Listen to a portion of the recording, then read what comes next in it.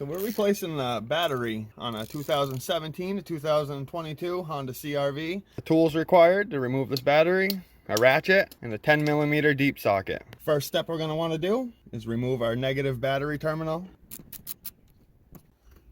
Set that up out of the way. And now we can go ahead and remove our positive battery terminal. Before we can remove the battery tie down, we're going to have to take off this little holder here that holds the wire. And I found you can just work it back and forth and it pulls right up off that stud. Now we can go ahead and remove our battery tie down. And this is going to require our 10mm deep socket. You don't need to take these nuts off all the way. You just need to loosen them up enough to where you can pull out this little bracket here.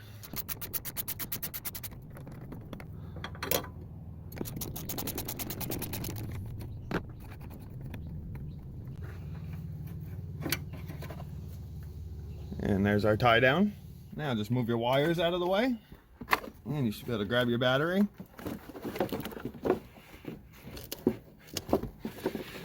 Pull it right out. Now go ahead and remove this thermal blanket. This protects your battery from heat and cold. Got these two little tabs here. And the blanket will come right off the battery. Here's the info for the battery, group B51R, for anyone that's looking to buy a new battery. So you got your new battery in front of you. Grab your thermal blanket here. I find it a lot easier to put these two tabs in. You can just slide this down over the battery. We'll just slide it down. You can go ahead and put your new battery back in. Make sure you have the positive facing toward the front. And we can grab our battery tie down, reinstall that. Double check that your battery is fastened down good. You don't need to over tighten this, but just make sure your battery's not going to flop around. Now we can grab our positive battery terminal and reconnect that. Now we'll grab our negative and reconnect that.